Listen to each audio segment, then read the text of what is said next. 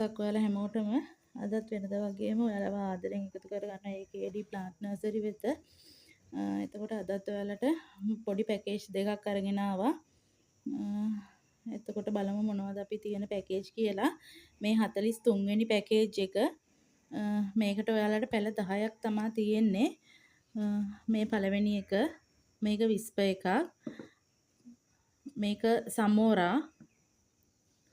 මේ තියෙන්නේ සිසෝ. මේක ලලනි. මේක බ්ලැක් කාඩිනල්.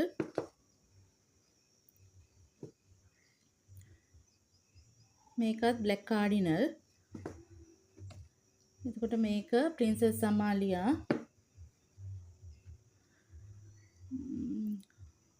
මේක මේ ෂා රෙඩ් එකක්.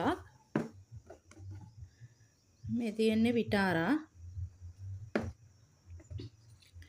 මේක රේන්බෝ. එතකොට මෙතන පැල 10ක් තියෙනවා. මේ පැල 10ම ඔයාලට 2500කට ගන්න පුළුවන්. හතරවෙනි පැකේජ් එක. ඒකටත් ඔයාලට පැල 10ක් දෙනවා. මේ තියෙන්නේ බ්ලැක් කාඩිනල් එකක්. හොඳටම මුල් දාලා තියෙන්නේ. ඔයාලට කට් කරගන්න ඕන කට් කරගන්න පුළුවන්. මේ සමහර ඒවායේ කට් මුල් තියෙනවා හොඳටම. මේක ලිවියම් රෙඩ් එකක්. මේකෙත් එහෙමයි කට් මුල් දාලා තියෙන්නේ හොඳටම. මේක ප්‍රින්සස් අමාලියා.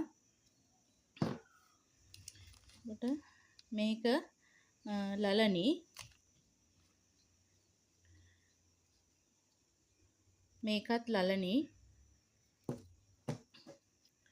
එතකොට මේ තියෙන්නේ ඔයාලට බටර්ෆ්ලයි ෆ්ලෑෂ් අර බුෂ් එකක්. මේක සිරානෝ.